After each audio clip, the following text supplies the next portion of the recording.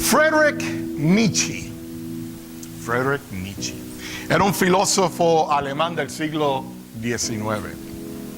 En el libro El nacimiento de la tragedia y la genealogía de las moralidades, él fue citado diciendo lo siguiente: los dioses justifican la vida y acciones de los humanos por haberla vivido ellos mismos. Es la única contestación satisfactoria que cualquiera se pudo haber inventado. Y aunque Nietzsche estaba hablando de mitología griega, pero Nietzsche también se le pasó por alto de que estaba hablando del cristianismo. Además de ser un filósofo, como ocurre en la mayoría de las ocasiones, los filósofos tienden a irse hacia el lado agnóstico de negar la existencia de Dios. Y de hecho, él es uno de los primeros filósofos que ha sido citado con la expresión Dios está muerto. Pero dentro de la cita que él dijo, él no sabía que él estaba justificando la cruz. Aunque la mayoría de los humanistas se han agarrado de lo que Nietzsche dijo, de que Dios está muerto, yo le agradezco a Nietzsche que haya dicho de que Dios está muerto. Y usted va a decir, wow, ahora sí que se cayeron todas las canicas al pastor. Pero piensa en esto. Si Nietzsche niega y dice de que Dios está muerto, él está justificando la existencia de Dios. Porque para que algo muera, tiene que haber nacido. ¿Verdad? Tú no puedes morir si no has nacido. Pero nosotros sabemos que al Dios al que nosotros le servimos ha existido por siempre. Por lo tanto, Él no nació y por ende no puede morir. Y porque es eterno es que nosotros le adoramos, porque Él es sencillamente Dios. Así que Nietzsche no sabía que estaba justificando las creencias de los cristianos. Y la única razón por la que el Antiguo Testamento enseña a un Dios que tenía constantemente una ira con su pueblo por ser desobediente, y ahora cambia su aspecto, su forma de tratar con su pueblo desde el Nuevo Testamento para acá, es por amor, porque nos amó. Entre las necesidades y las ansias del ser humano está la sed. La sed ha sido definida como la necesidad de ingerir líquidos, y ya sea que usted sea un humano, animal o planta, usted necesita líquidos. Eso lo vemos especialmente en los tiempos de emergencia, cuando usted está sufriendo pérdida de fluido en su sistema. Lo primero que hacen los paramédicos o los médicos o las enfermeras es conectarlo a una bolsa de líquido para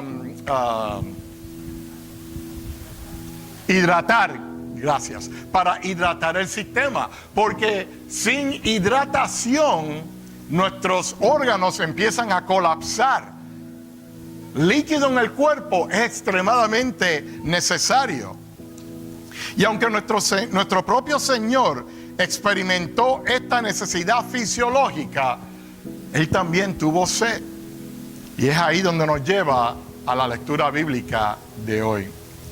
Así que les pido que busquen en sus Biblias, en sus teléfonos, en sus tabletas, en cualquier sistema que usted tenga acceso a la Biblia, que vaya conmigo al libro del Evangelio según San Juan, capítulo 4 y versículo 7.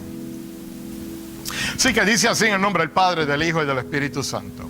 Juan, capítulo 4, versículo 7, según la versión Reina Valera, dice lo siguiente: vino una mujer de Samaria a sacar agua, y Jesús le dijo: dame de beber.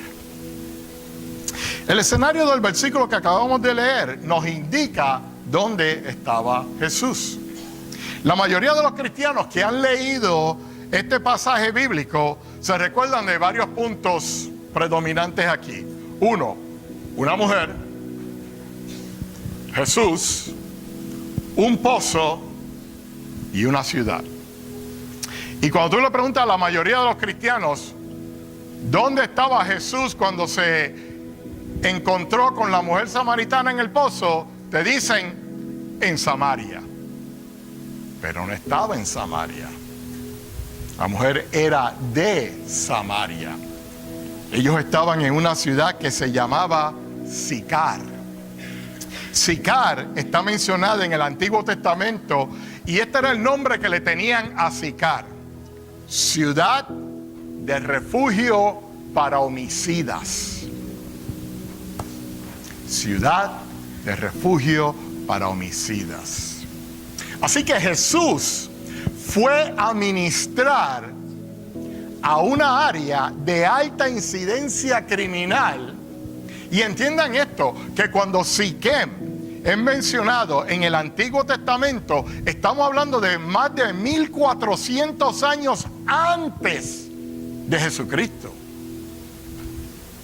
O sea, esta ciudad, todo lo que pudiera pasarte como víctima de un crimen violento, te podía suceder ahí. Y lo interesante es que antes de este pasaje, Jesús estaba en Judea y tenía que ir a Galilea. Tenía que ir a Galilea porque la Biblia dice, ¿verdad?, que tenía que irse. ¿Por qué? Porque los fariseos, los saduceos, todos los líderes del Sanedrín, del templo, estaban buscando de cómo atraparlo, de cómo engañarlo, de cómo arrestarlo, de cómo hacerle una trampa. Pero él sabía que no era el tiempo de él todavía. Él sabía que él tenía algo más que hacer. Y dice la Biblia que le era necesario pasar por Samaria. Y tú necesariamente no tenías que pasar por Samaria, pero es que ya Jesús tenía en su mente, ya tenía en su plan de que él tenía que ministrarle a esta mujer en una ciudad que nadie quería estar, entre un pueblo que los judíos y los samaritanos se odiaban. Los judíos y los samaritanos, no era que había un malentendido entre ellos. No fue que alguien cruzó una línea de una finca y le mató un puerco. No fue que alguien encontró las gallinas o los pollitos del vecino y hizo un asopao con ellos. No. Esto era un odio que se tenían porque los judíos decían de que ellos eran el pueblo escogido de Dios y los samaritanos habían nacido como consecuencia de la separación entre el reino del norte y el reino del sur después de Salomón.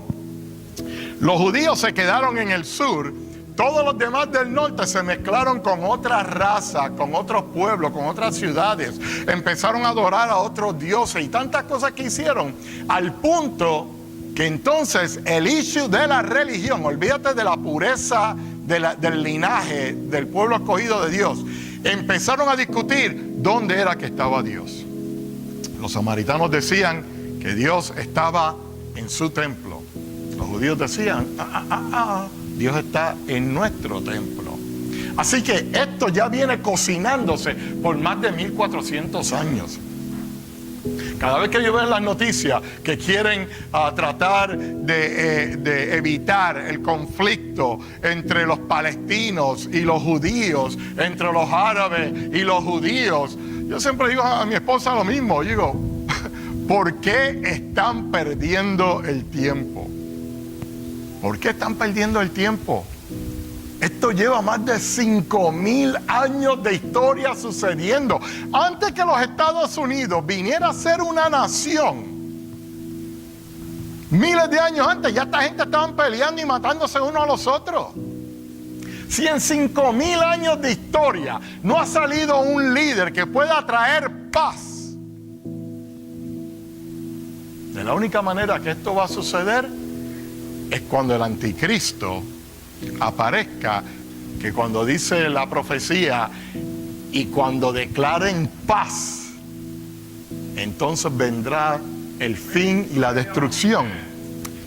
Esa debe ser lo que tú te tienes que estar consumiendo, no que si los palestinos y los judíos tienen el Gaza Strip y no saben qué clase de muralla van a estar construyendo. Olvídate de eso, nada de eso tiene que ver.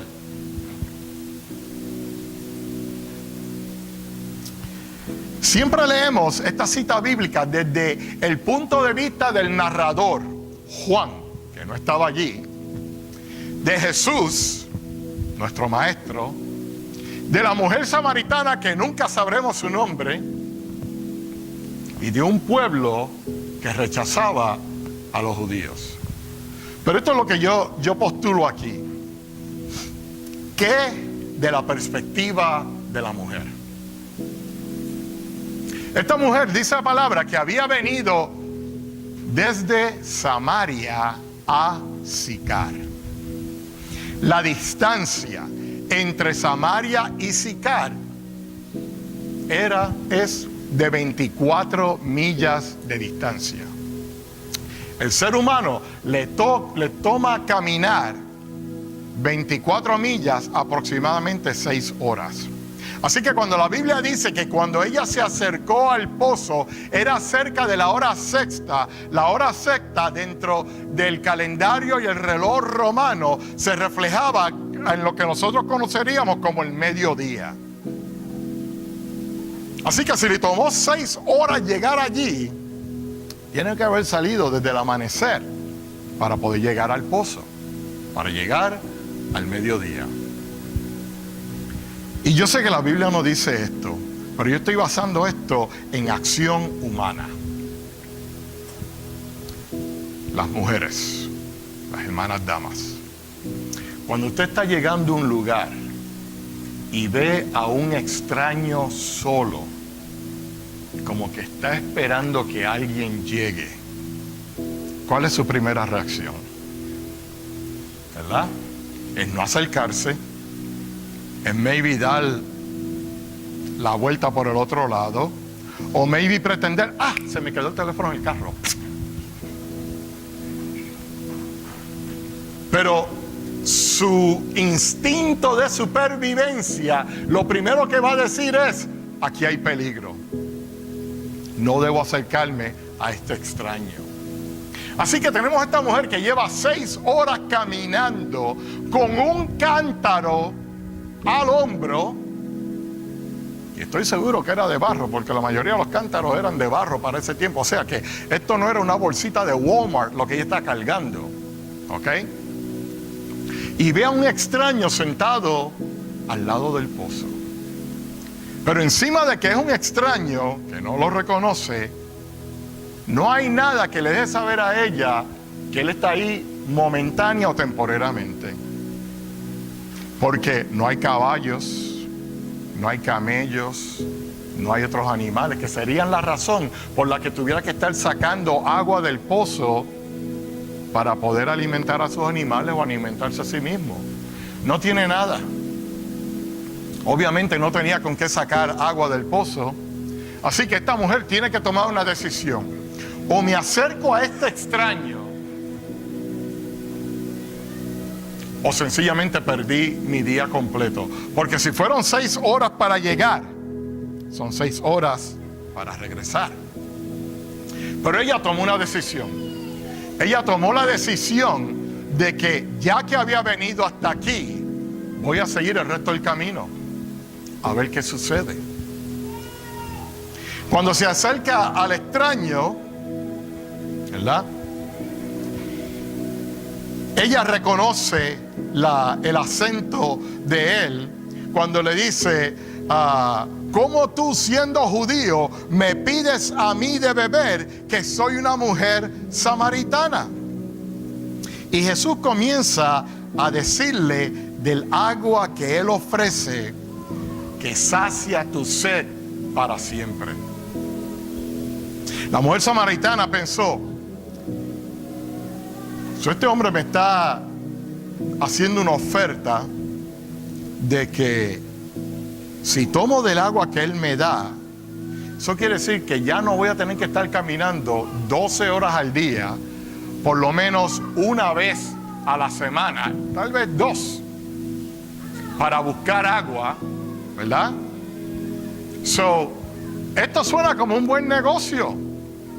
No importa cuántas veces tú tengas necesidad del agua que Él ofrece para saciar tu sed, Él te va a llenar, Él te va a rehidratar para que tú puedas seguir hacia adelante.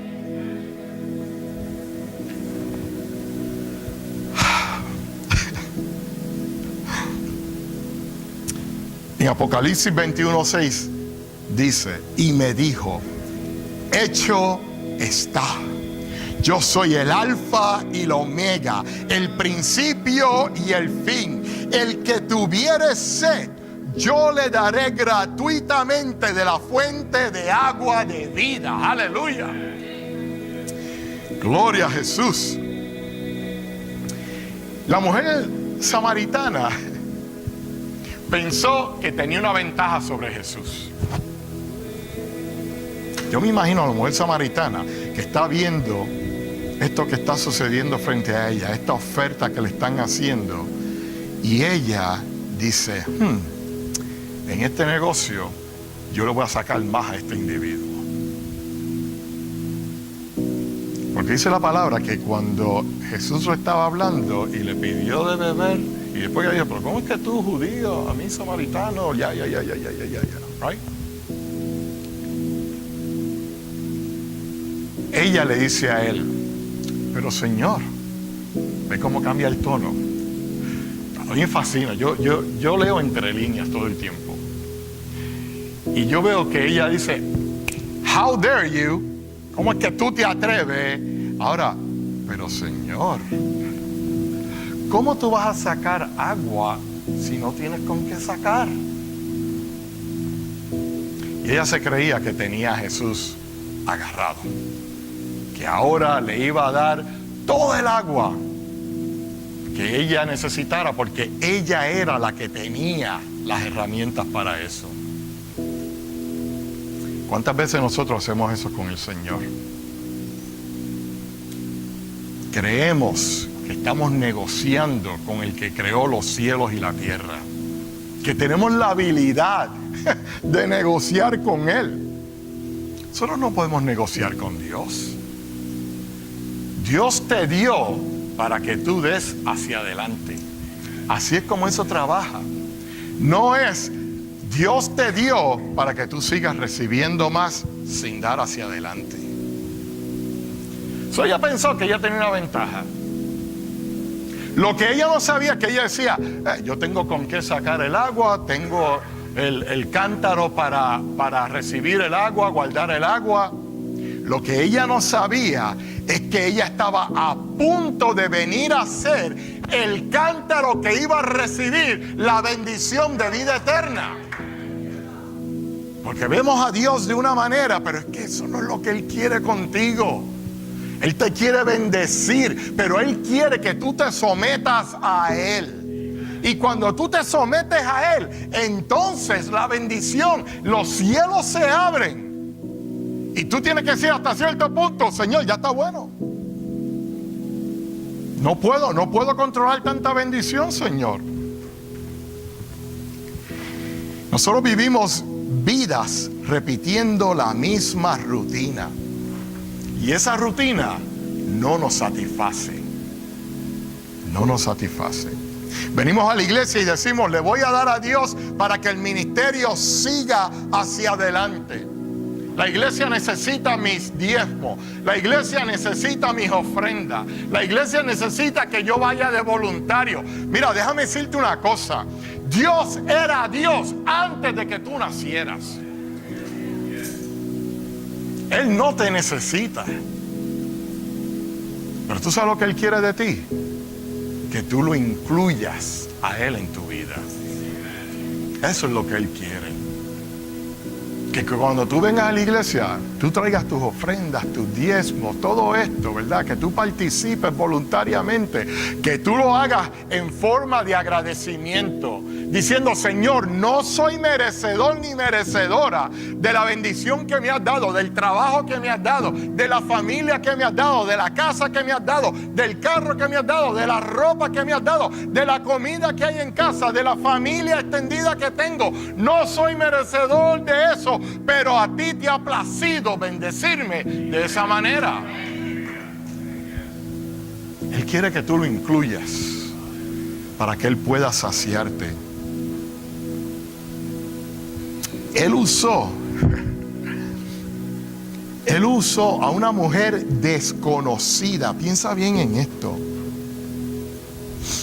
Él usó a una mujer desconocida. Mira, y la Biblia está llena de que cada vez que tú ves a un personaje en la Biblia, te deja saber la genealogía de dónde vinieron.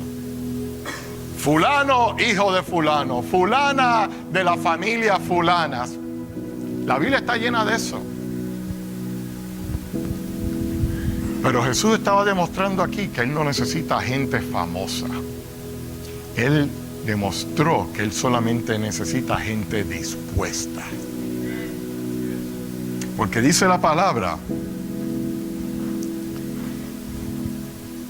en Juan 4:39, dice: y muchos de los samaritanos de aquella ciudad, o sea, de Sicar, creyeron en Él por la palabra de la mujer que daba testimonio de Él. Una mujer desconocida, una mujer que de acuerdo a la sociedad, si hubiera sido en el mundo de los latinos, oye, le hubiéramos hecho una cruz. Porque el Señor le preguntó: ¿y tu marido dónde está? Y ella dice: Señor, no tengo. Y lo más seguro que es que ella estaba viviendo con el hombre, porque no estaban legalmente casados, ¿verdad? Y él le dice: dijiste la verdad, porque has tenido un fracatán de esposo y ahora estás viviendo con uno que no es ni tu esposo siquiera. Pero tú ves, no es lo que tú has hecho, con quién has estado, dónde has estado, es lo que tú estás dispuesto a hacer. Él mira el corazón sincero, el corazón que dice: estoy dispuesto a hacer lo que tú quieras que yo haga, Señor. Eso fue lo que hizo que una mujer, lo más seguro rechazada por la sociedad, porque las mujeres de ese tiempo caminaban en grupos para que no le fuera a pasar nada a la otra. Pero esta mujer la dejaban caminar sola. ¿Tú sabes lo que eso quiere decir? Que tú eras una mujer rechazada por su sociedad, que las otras mujeres no querían ni siquiera verse junto a ella, para que no fuera a decir: a lo mejor está cogiendo clase cómo eliminar al próximo marido. ¿Cómo es que se va a quedar con la casa? ¿Cómo es que va a destruir al marido? I don't know. Eso soy yo acá hablando. Eso no está en la Biblia. Pero yo me imagino que porque andaba sola, esa era la única contestación que hay para eso. Porque una mujer sola caminando por 6 horas, eso es ilógico. Pero Dios la usó para transformar una región, una ciudad, por la palabra de uno. Y es lo que sigo recalcándoles a ustedes: que no te sientes completo, no te sientes de que tienes la habilidad. El Señor lo que quiere es que tú estés dispuesto, porque con uno, eso es todo lo que Él necesita. La Biblia está llena de unos, desde el Antiguo Testamento hasta el Nuevo Testamento. Hombres y mujeres que estuvieron dispuestos a servir. De acuerdo con los eruditos del Antiguo Testamento, Muchos de estos expertos dicen de que habían por lo menos 300 profecías que Jesús casi todas ellas cumplió antes de llegar a la cruz. Y entiende esto, después de todo lo que él había pasado, las trampas de los fariseos y los saduceos, la traición de Judas, el juicio falso, la negación de Pedro, la liberación de Barrabás contra él, la tortura física y emocional, las coronas de espina, los latigazos en su espalda, cargar una cruz mientras tenía sed y se estaba deshidratando y desangrando por a través de toda una ciudad, siendo vituperado por la misma multitud que lo había seguido, y ahora estaba en sus últimos respiros agonizando hasta la muerte en una cruz.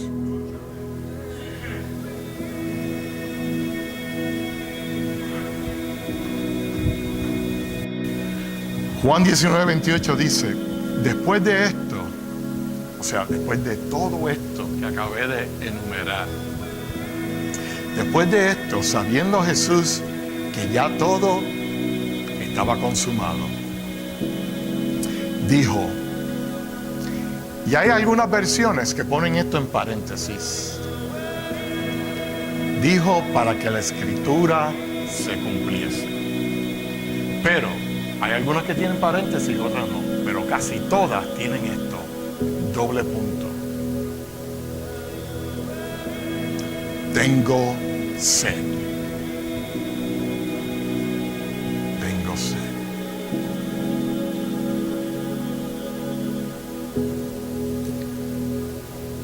En la gramática, los dobles puntos están ahí con el propósito de que la cláusula que le sigue a lo que ya se escribió, a lo que ya se dijo, es lo que va a complementarlo todo. Jesús dijo, tengo sed. Y aunque suena que solamente dijo 2 palabras, pero tú sabes lo que dijo con todo eso.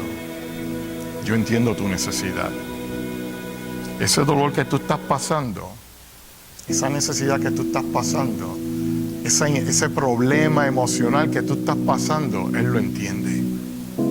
Él estuvo ahí. Él fue perseguido. Él fue abochornado, insultado, escupido. Le hicieron un juicio falso. Y déjame decir una cosa, una de las cosas peores que le puede pasar a alguien es que lo acusen a uno falsamente. Porque cuando a ti te acusan falsamente, ¿cuál es tu reacción? Pero Jesús se mantuvo callado. Porque él sabía que esto era parte del plan, todo era parte del plan. Él tuvo sed. Y dijo que tenía sed para que nosotros entendamos que Él está con nosotros y que Él entiende nuestras necesidades. Los saduceos y los fariseos pensaron que la cruz era el final de la vida de Jesús. Era el final de la amenaza, porque eso fue lo que pasó. Jesús estaba creciendo un ministerio tan grande que la religión establecida del tiempo se sintió amenazada de que si no lo eliminaban, Él los iba a eliminar a ellos.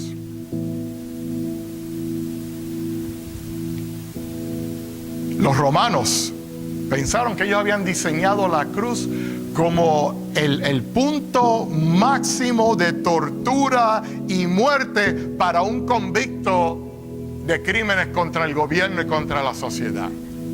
Pero lo que ninguno de estos dos grupos sabían es que ni ellos tenían el final, ni ellos diseñaron la cruz. La cruz fue diseñada en el cielo miles de años antes de que el ser humano naciera. Ya Dios tenía un plan de redención. Y ese plan de redención, Jesús sabía que tenía que usar la cruz como el puente que iba a unir el cielo y la tierra para la reconciliación del hombre con Dios. Ellos no se lo inventaron. Eso ya estaba predestinado desde antes del tiempo. Solo Cristo era el Dios que podía demostrar que nos amaba tanto para sufrir con nosotros, estar con nosotros y hacerlo por nosotros. No hay ningún otro Dios, ni en la mitología griega, ni en ninguna religión mundial, que haya dado a su único hijo para morir por nosotros. Ninguno. Y mucho menos por amor, sin recibir nada a cambio. Porque los dioses de la mitología siempre esperaban algo a cambio. Siempre. La muerte no atrapó a Jesús. Jesús atrapó la muerte. La muerte y la cruz fueron sus víctimas. Esto fue un plan que fue diseñado antes de que Génesis 3:15 fuera escrito, para que fuera consumado en Juan 3:16. Sin la cruz no hay fuente que salta para vida eterna. Satanás pensó que había ganado. Yo me imagino a Satanás, donde quiera que esté, mirando a Jesús en la cruz, diciéndole a sus demonios: high five, high five. Ahí está, te lo dije. Porque teníamos que esperar a como algunos 10,000, 12,000 años, pero lo íbamos a lograr.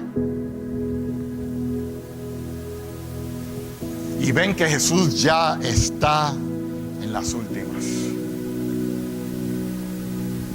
Y estoy seguro que Satanás dijo: ahora sí que yo me puedo sentar en el trono de Dios, porque vencí al Padre y vencí al Hijo, todo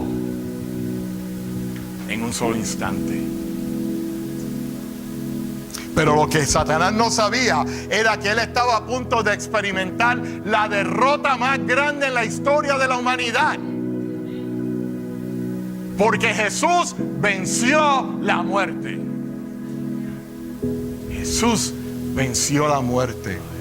Una derrota que transformó a la humanidad, porque el mensaje de la muerte de Jesús retumbó por toda la región, por todo el mundo, y 2,000 años más tarde todavía personas están siendo limpiadas de sus pecados, están siendo sanadas, porque la cruz tenía que estar allí para que la profecía de Isaías, que por sus llagas fuimos nosotros curados, la cruz era necesaria estar ahí.